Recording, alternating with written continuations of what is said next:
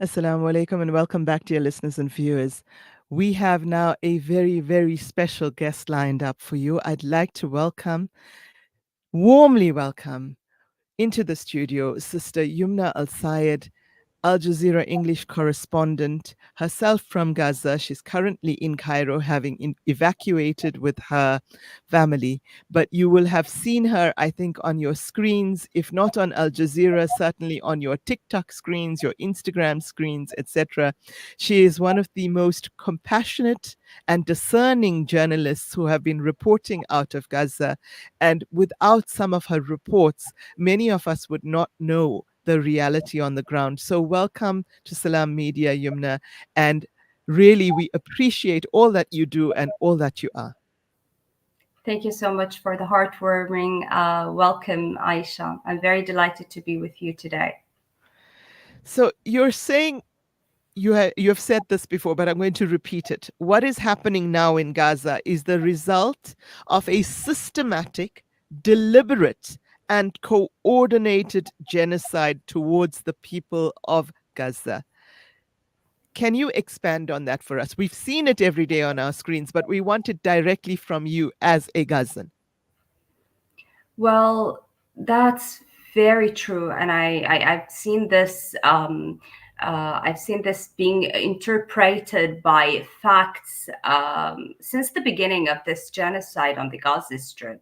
I mean, the whole world has witnessed the Israeli officials coming out live on media and speaking about how they plan to kill the civilians of the Gaza Strip. They're talking about the civilians when they say that there is going to be a full imposed blockade of the Gaza Strip. Mhm, When they speak about completely cutting off the Gaza Strip from the water and electricity sources, when they or when they prevent any kind of humanitarian aid from entering the Gaza Strip. When then they start, while they invade Gaza, to deliberately and directly target hospitals, killing patients and killing medical staff that are available to save those injuries from that war. And mhm, then the starving of like hundreds of thousands of children, and the entire world is watching that. Israel has been implementing these steps one after another, just as it declared its plans since the beginning of the war. And this is what we see. The mhm, main issue is that since day one, when Israeli officials came out to declare these statements in front of the entire world, it was okay. It was mhm, okay with everyone.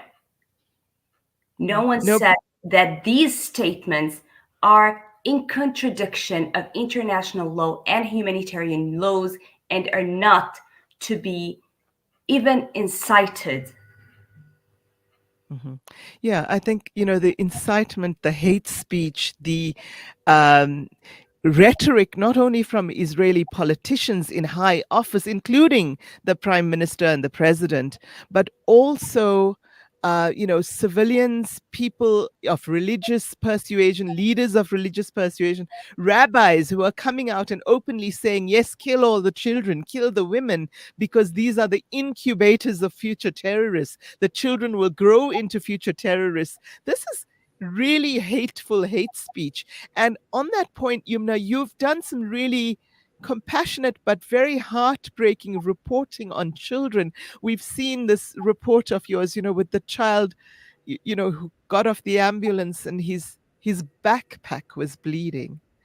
And I think any parent anywhere in the world, having heard you on that, must have got cold shivers thinking that could be my child. Aisha, this is just one of the many, honestly, many situations that I have seen in Gaza. This is just one. And it was very difficult for me as Yumna, because I'm a parent, because I'm a mother, to even be able to speak about this situation. I was finally able to speak about the situation when this journalist from this Swedish magazine asked me, "What is the worst situation that you can't forget until now?" This is just one of these many painful situations that I have seen in Gaza and lived in Gaza. This is the reality. And this story with this boy, it has happened so many other times. I've seen it with fathers, I've seen it with mothers, I've seen it with other children. Hmm. The fact that it's not even easy for us to talk about, but you get to the point where people, you need to know that this is the reality of our everyday life, of Hmm. Palestinians' everyday life. This is what Palestinian children are going through. This is what parents are going through. And it's not okay. I mean, I've seen these pictures, like with so many other people on the screens. We've Hmm. seen these pictures on the screens. We've seen the pictures of a father carrying the bodies, or pieces of bodies of his Hmm. children in two plastic bags. What does it differ from the story of this boy carrying his brother Ahmed in his backpack? Backpack, yes. Am I ever going to like get over this even if I talk about it? No, because it's just a very painful reality. And I've said this many times since the beginning of this genocide. What is happening in Gaza is really too much for any human being to bear. Absolutely, absolutely. It's if it is so traumatic at second and third hand, one can not even imagine what the lived reality of that is. It is inconceivable that such scenes have become normalized over the last 6 months, and that the world is still dithering, and that despite the UN Security Council resolution last week, and despite the ICJ ruling and the new warning from the ICJ last week, that Israel is still continuing to do this. Yet just yesterday, we saw the bombing of a refugee tent in, again, in real time. It was captured in real time. We saw the bombing of a refugee tent in the grounds of Al Aqsa Hospital. And the fact that we can see this, that we can continually witness, what many have called trauma porn, Yumna, but which it is necessary for people to see, to realize what is going on there. This is, I think, the world has reached a state of numbness, and certainly the Zionist occupying regime has reached a state of such inhumanity as to be able to continue this in the face of the suffering of so many, including children and babies. So, your reporting has been particularly important in that regard, Yumna. Well, Aisha, I want to tell you something that's very important.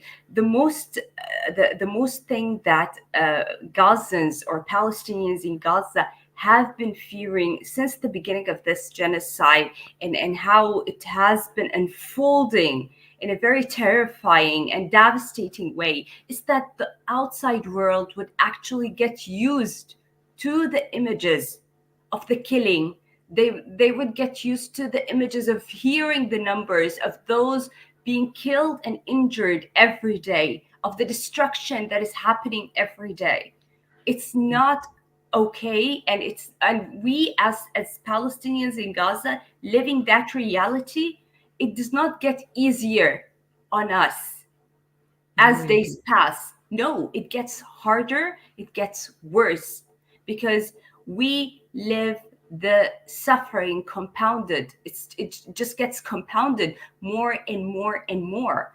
And when people watching these images and watching us stop actually doing any kind of action to withstand the Palestinian people in Gaza, to declare their support and their rejection to this genocide, then this is the actual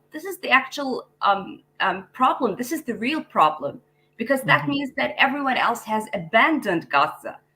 All governments of the world have abandoned Gaza. That is a reality. And so many of them are complicit in this genocide, either by arming Israel, either by facilitating all the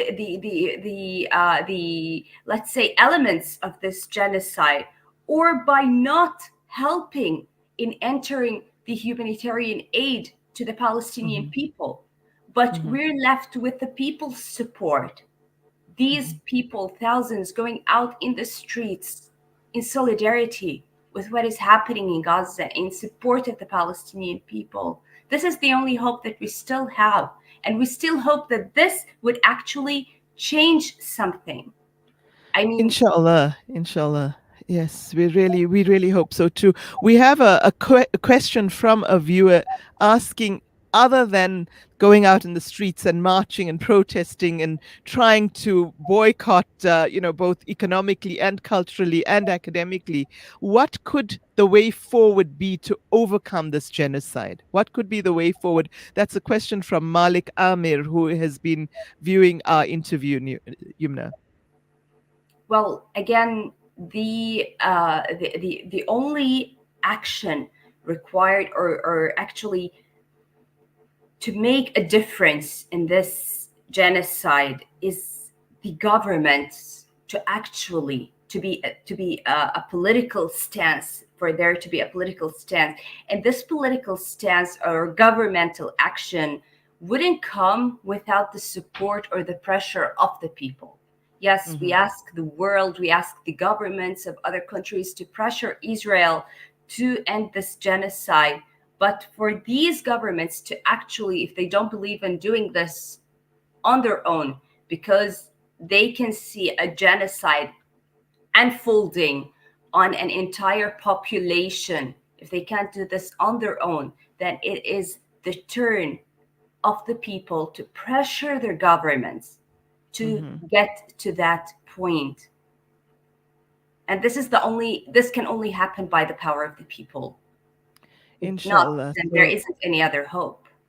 yes, yes, I think that's true, and I'm very proud to say the South African government has come out strongly, as you know, in support of the Palestinian people. But we need to pressure not only our government but governments around the world. And one way of doing that is to get maybe sanctions imposed on Israel, or certainly senior Israeli politicians, etc. But at the same time, we need to continue to share the images coming out of Gaza, the news coming out of Gaza, and indeed the rest of Palestine as well, because there's ethnic cleansing going on in the West Bank and East Jerusalem, as we know. But we need to not get, war fatigue as consumers of media and social media, and to continue to humanize and rehumanize the cause of the Palestinians, whose very humanity has been systematically erased by the occupation regime. So I think that's also something we've been trying to do on this program, by bringing in elements of Palestinian culture, discussing those elements, etc. If you had a single message to viewers mainly in South Africa, but also around the world, and listeners on Salam Media, what would that be? What would you ideally like to see us as citizens with no great economic or political power? What would you like to see us do? Every single person living anywhere in the world outside of Gaza can do a lot. They can share, they can educate, they can speak about what is happening in Gaza, they can protest about what's happening in Gaza. And this all matters. This all makes a difference. It makes a difference politically, economically. It makes a difference in spreading the culture and spreading the ideology of what what other, or opening your eyes to the reality of what is actually happening in the world, other than just taking one narrative from one side or one particular politicized media outlet. So this is very important. This is very Mhm. important. This makes all the change. And we might not see the change on the short term now, or the instant change to all this boycotting and to all this support that is going on, but it's going to show up in the long term. I mean, since it started, it's starting to show now, the economical crisis, to all these Israeli companies that have Mhm. been boycotted, and even American companies supporting the ongoing protests everywhere. This is not little. This is much. It makes a great change in the world, and at the end, it is for the true cause. It's for supporting a people who have been forcibly displaced. They have been ethnically cleansed, and they are being subjected to all the kinds of killings every Mhm. single day. Absolutely. And a very important message there. You know, one last question for you. There's another question from the viewers. Um, Malik Amir says, do you believe that the world governments have abstained from stopping the ongoing ethnic cleansing just because of their foreign relations with Israel? Or is there perhaps another cause? Well, I believe that, of course, the foreign affairs with the government of Israel is mainly the milestone of every single action that is being taken. But again, I believe that the reason, and I truly believe this, Aisha, the true reason behind all this complicity, the turning of a blind eye towards what's happening in Gaza, is the fact of double standards. Mm-hmm. Because Ukraine, for example, has been subjected to similar, okay, to similar, Ukrainians have been subjected to similar, let's say, attacks, although Mm-hmm. what has happened in Ukraine has been much different than what has happened in Gaza. But we've seen how the world has dealt with this Ukrainian crisis. We have seen the sanctions on Russia because of their invading and their attacking of Ukraine. Uh, totally a different stance of what we Mm-hmm. see in what's happening in Gaza by So you're saying Israel. So you again, if you look at the reasons for this, it all gets back to double standards, because even the humanitarian corridors, the entering of humanitarian aid to help the civilians or the residents of these conflict areas, this has happened normally in everywhere in the world. This is not a first time. It's not the first time that such conflicts happen, or such a crisis happen in a certain area of the world. But what is happening in Gaza, what is happening in Palestine, is completely different than what happens elsewhere. And when you look at it, it's always because of double standards. hmm And you're saying these double standards, definitely double standards there. I agree with you totally. Um, in your opinion, are these based on race? Are they based on faith? What is the reason that governments around the world have stepped back from the Palestinian cause, have not espoused the Palestinian cause when they have, as you've said, been so vocal on issues such as Ukraine? Well, they could be for so many reasons, Aisha. I mean, every government would have its own reason. I'm not going to speak about that.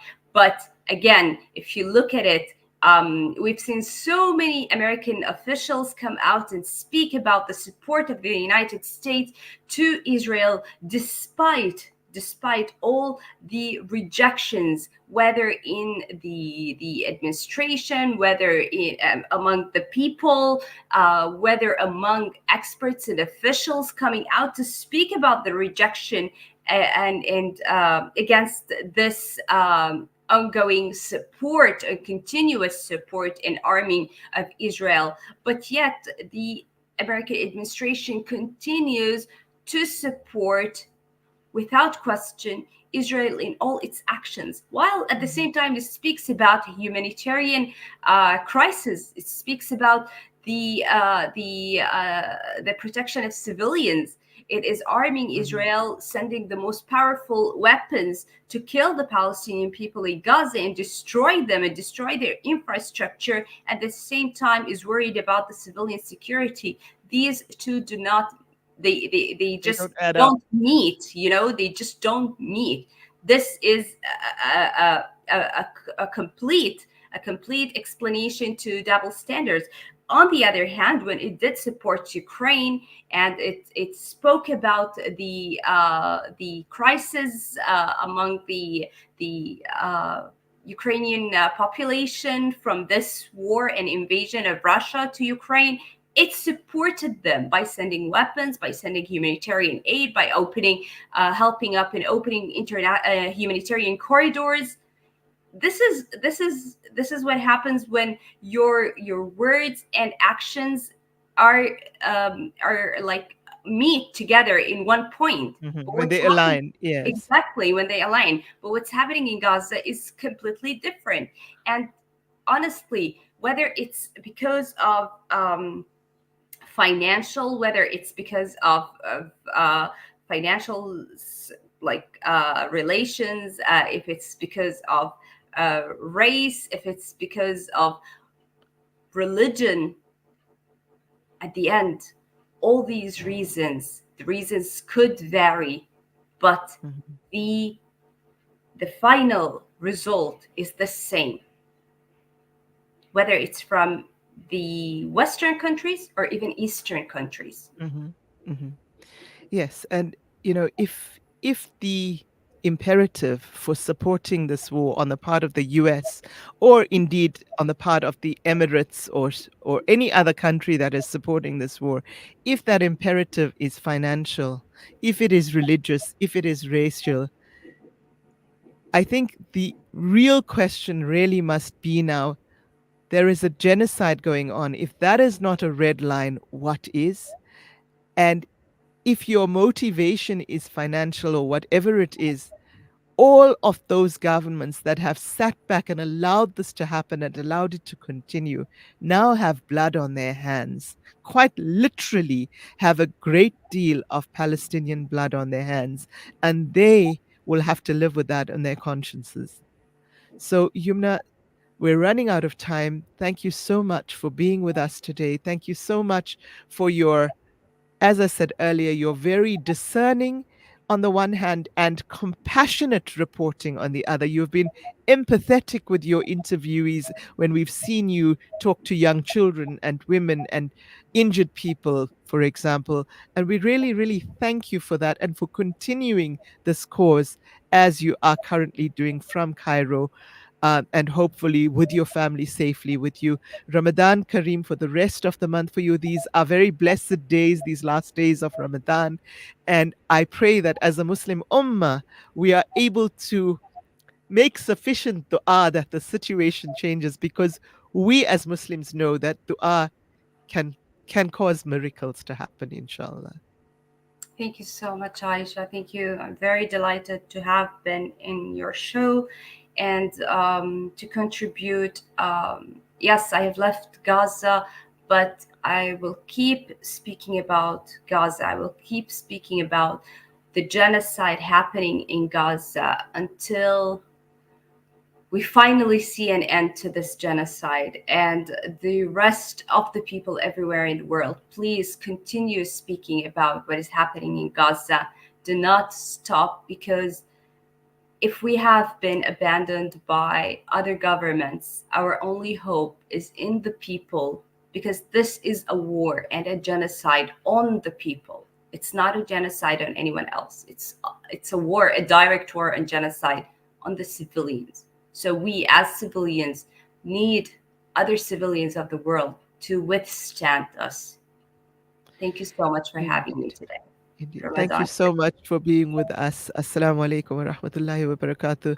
Viewers, you heard it from Yumna. Continue to speak up, continue to speak out, continue to share and comment on social media posts, continue to pressure governments and corporations in any way we can. And inshallah, we will in our lifetimes see a free Palestine, but certainly in the short term, inshallah, a permanent ceasefire and a resolution to the really dire situation of the people in Gaza right now. That was Youmna ElSayed with us, Al Jazeera correspondent for Gaza, for the Gaza Strip, speaking to us from Cairo, where she has evacuated with her family. And with that, we need to go and pay some bills and take you to an ad break. That's the end of our show for today. And I thank you very much for having stayed with us. And we'll see you, inshallah, tomorrow morning again for news and views at 8 o'clock. Assalamu alaikum wa rahmatullahi wa barakatuh. Over to an ad break.